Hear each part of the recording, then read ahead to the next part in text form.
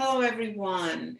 Well, almost Friday now. Do we all know what kind of foods can be incompatible? Well, Ayurveda has that answer, and that's what we are going to discuss today with Jessica. Jessica is an Ayurvedic counselor, yoga therapist, as well as a massage therapist joining me live from Costa Rica. Welcome and namaste. Thank you so much, Jessica. Namaste. Thank you so much for having me. Yes, so incompatible food combining is something that I think is a really important topic. And I also think it's a topic that people have resistance to because a lot of the incompatible combinations are the very yummy, tasty ones. So it often breaks people's heart to hear these combinations, and especially in certain cuisines like, French cuisine or Italian or things like that, they often use a lot of these incompatible combinations. So when we say incompatible, it doesn't mean that it doesn't taste good on the tongue, but what's happening is that the post-digestive effect isn't, it isn't allowing our body to absorb and assimilate the nutrients that we're taking in. So for example, I find that one of the main incompatible food combining that people do is fruit with other food. So even if we were to just simply try to take fruit out of our main meals and use it just as a snack or a meal of its own, that would be a big help for our digestive system. So for example, lots of times people like to put fruit on their salads or, fruit salsas on their fish or chicken, or, even fruit smoothies that are mixed with greens, so even fruit and vegetables can be a bad combination. Even fruit and nuts. So for example, like fruit and nut bars or granola, all of those kind of things. So one exception to the rule is dates. Actually, dates can be combined with milk and with nuts and things like that. So if you do want to have your, add a bit of sweetness into your oatmeal, for example, you can chop up dates instead of putting fresh blueberries on it. So one of the, largest kind of red flags when clients will say, yeah, for breakfast, I have such a healthy breakfast of yogurt, fruit, and granola, right? That's like one of the commonplace healthy breakfasts that people have. Now, if you were to just have the yogurt and granola, that would be fine. Or just the fruit on its own, that would be fine. Or even the fruit before you have the yogurt and granola. So that's another thing you can do. Fruit, the main reason why we can't combine fruit with other foods is because fruit digests very quickly. Even if we have slow digestion, most of us have digested the fruit within 45 minutes, and it's about to leave the stomach and go down into the rest of the GI tract. So let's say we have our fruit in Costa Rica, we often have rice and beans for breakfast. So let's say you have your rice and beans and your fruit. Well, then what happens is it sits in the stomach and the fruit will digest first. And then it has to sit there and wait for the rice and beans to digest, which may take over an hour. So in that window where the fruit is digested already, it starts to just ferment with the heat of the stomach. It starts to ferment and create gases, and it may create bloating, and it just becomes what they say an undigestible wine.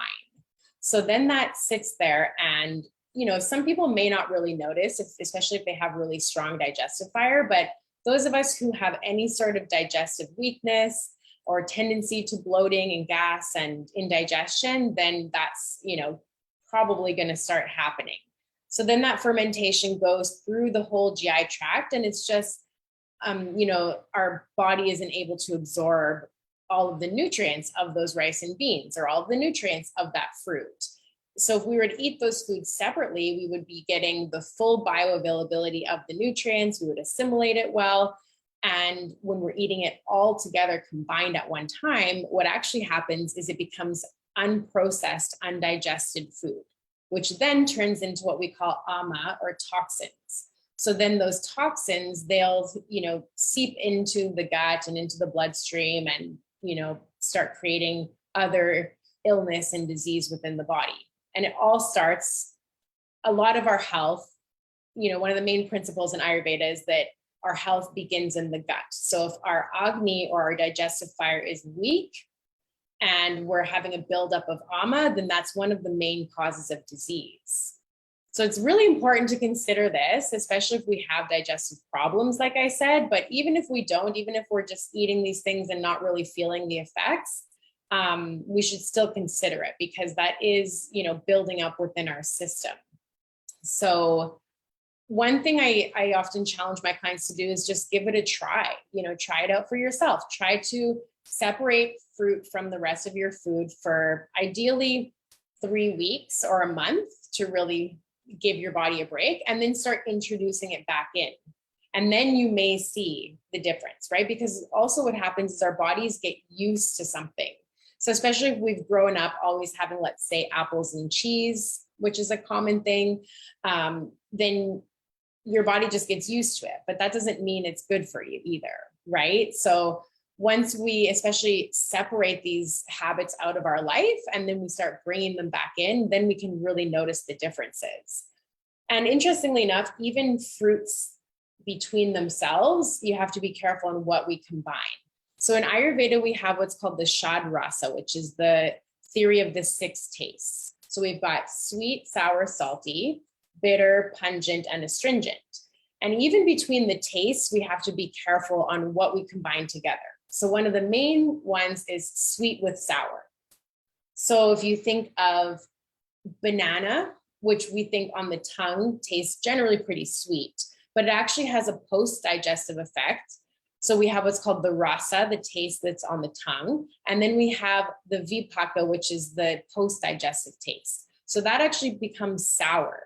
And then if we blend it with milk, a banana milkshake, which lots of American people have grown up drinking those, then that sweetness of the milk and the sourness of the banana cause a really bad effect in the post-digestive effect. So then that can actually start causing later in life things like arthritis and like skin conditions and all that.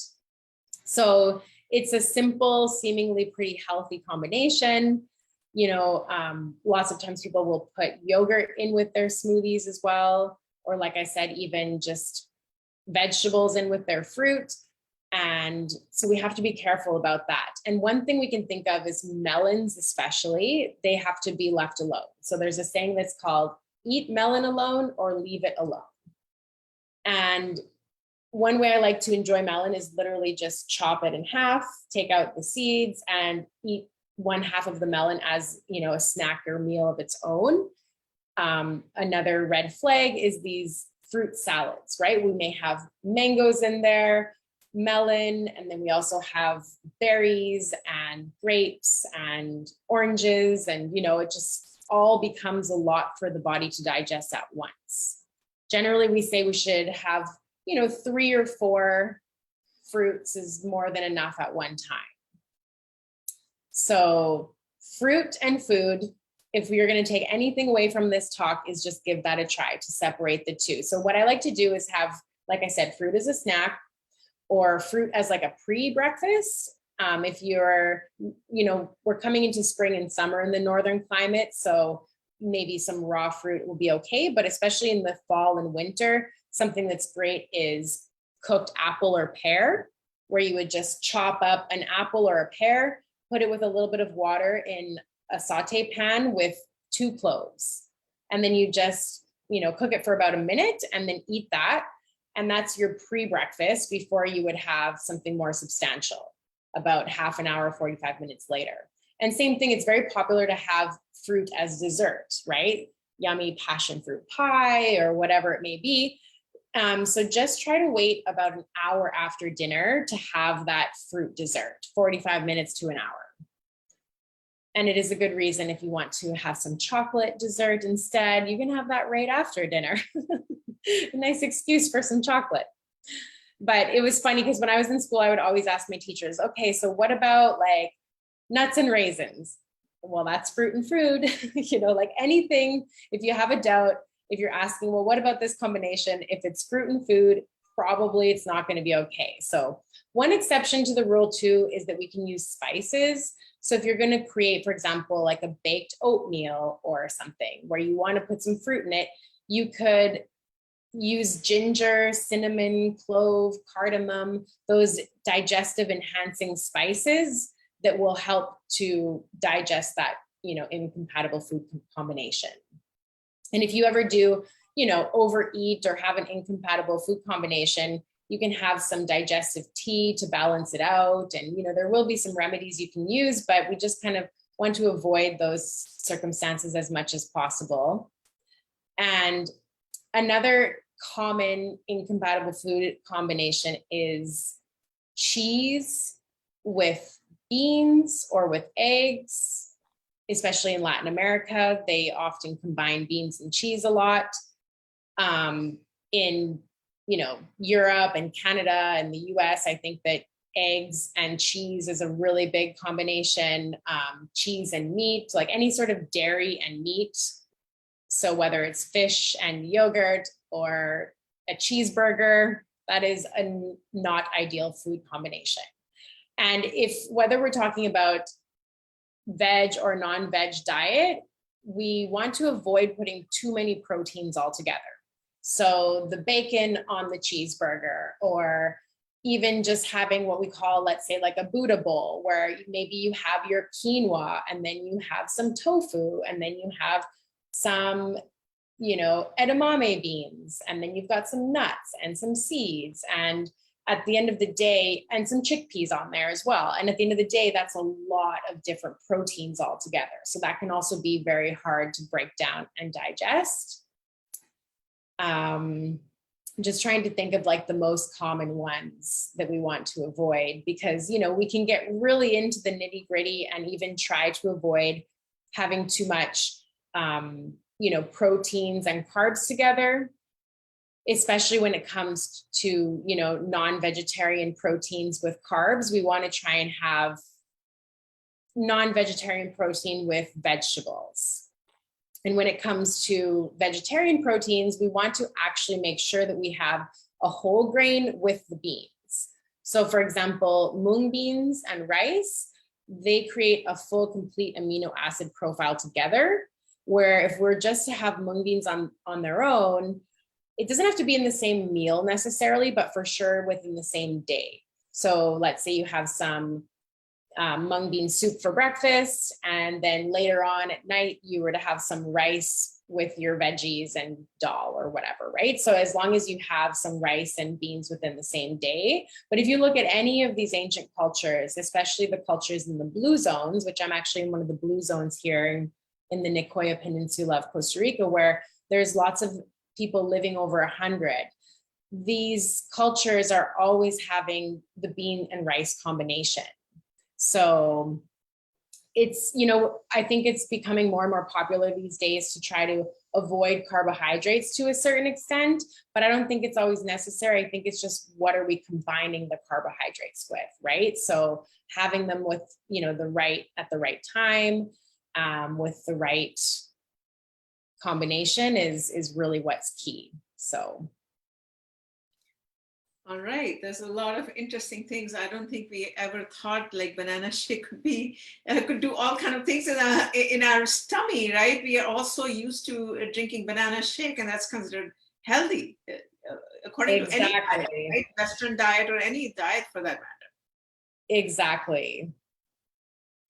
Okay, this is a quick 10-minute session that we bring on a daily basis. We are going to be following up in this entire topic in the workshop, which we are releasing as a subscription-based model within the month of April and May. So stay tuned and keep supporting us. Thank you so much. Namaste. And thank you, Jessica. Thank you. My pleasure.